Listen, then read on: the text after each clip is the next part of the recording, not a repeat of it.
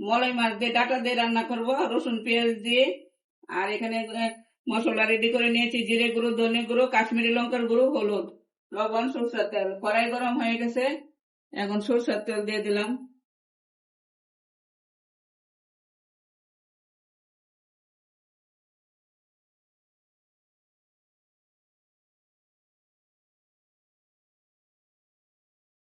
ছোলা আমি এখন জল দিয়ে গুলিয়ে নিব।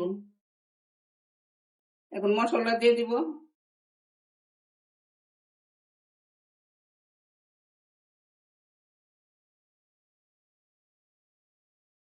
কাঁচামরিচ, লবণ,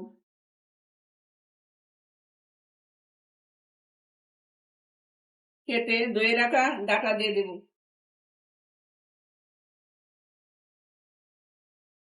কারণ ডাটা সিদ্ধ হওয়ার জন্য ডেকে দেব।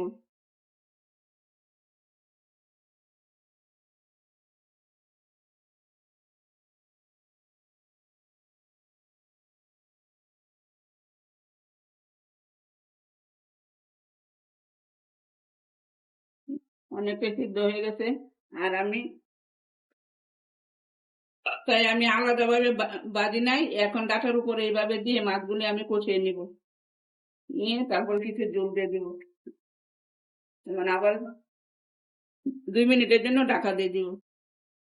উঠিয়ে নিলাম। মাছগুলি এই যে এভাবে কষিয়ে নিলে মাছগুলি খেতে অনেক ভালো লাগে। আর ছোট মাছ তো বাজলে মাছগুলি একদম চারা চারা হয়ে যায়, সেই জন্য বাজি নাই, আমি এইভাবে কষিয়ে নিলাম।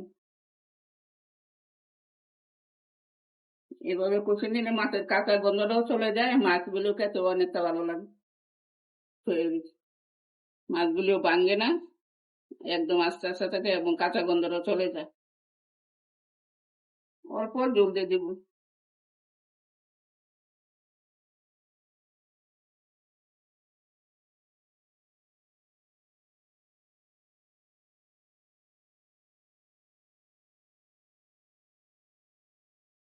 ধনে পাতা কুচি দিয়ে নামিয়ে নেব।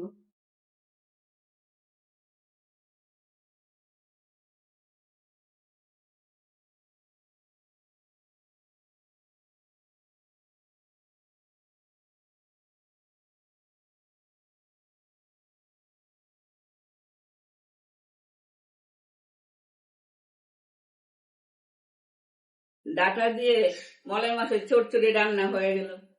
তো ধন্যবাদ সবাইকে, ভালো থাকবেন, সুস্থ থাকবেন। আর আমার ইউটিউব চ্যানেলে সাবস্ক্রাইব করে দেবেন।